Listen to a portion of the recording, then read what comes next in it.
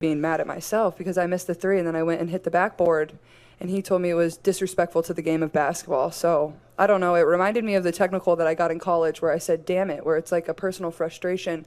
Had nothing to do with my team, had nothing to do with their reffing, had nothing to do with the other team. It was just because I'm a competitor. And I felt like I should have been making more shots. So, but I think he fired me up to continue to play a lot harder. I thought we got a lot better after he did that. So I want to thank him for that.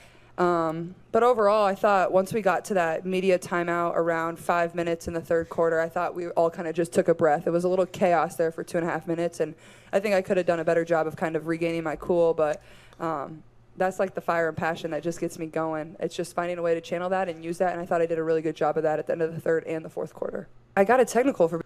So, Caitlin Clark was talking about basically bad refereeing, a motherfucker that tried to give her some life shit on some, oh, I was just frustrated, I wasn't making shots.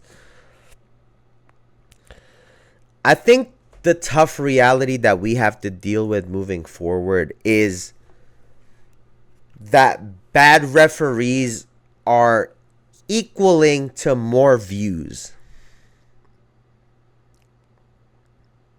And here's why.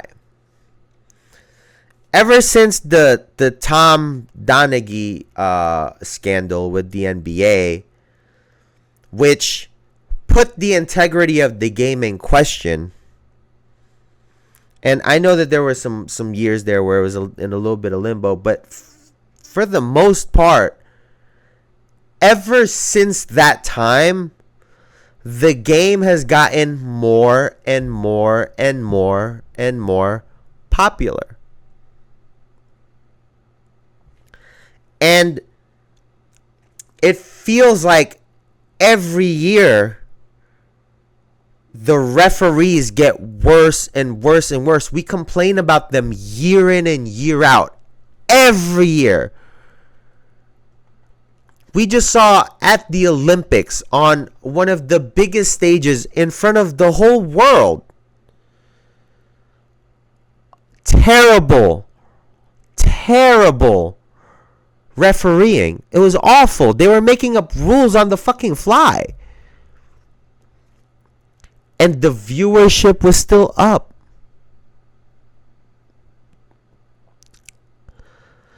I think we have to admit this.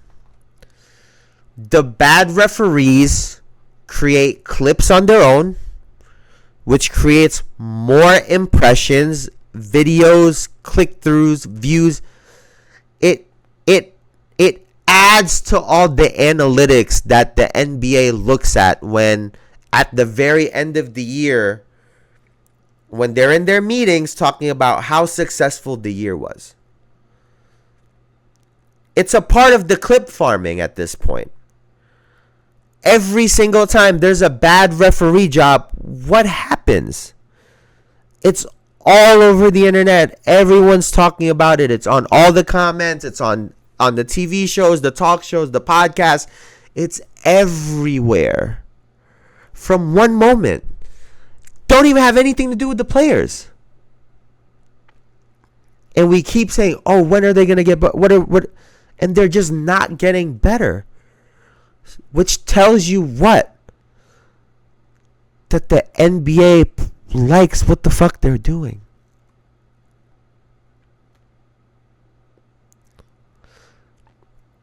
Because here's the thing, right? You don't have to believe this. But a referee with their whistle, to an extent, can dictate the game, can stop a player from reaching certain things, can stop a team from reaching certain things. Whether it's, let's get some guys in foul trouble, he's not playing.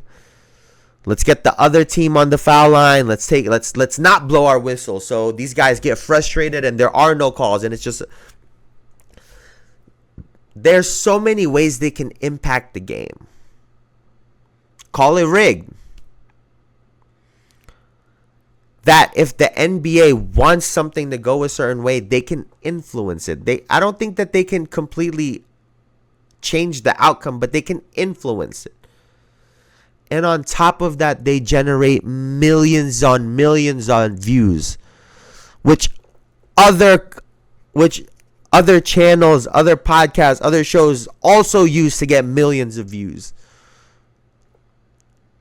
It's a part of the business model at this point. And what I was speaking about earlier, this is one of the elements that really gives this facade that the NBA is entertainment. Because this doesn't have anything to do with the players. The players don't control this part of the game. They have to work in spite of this, right? And I think that for the WNBA, it's going to be like this moving forward. Everyone has had to adjust to it, and everyone's going to keep on adjusting to it. What's been some of the most viewed things from Caitlin Clark this season?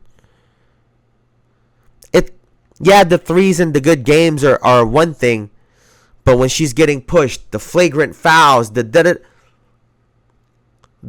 are the things that generate millions of views. So unfortunately, it's here to stay. It's a part of the game. It is what it is.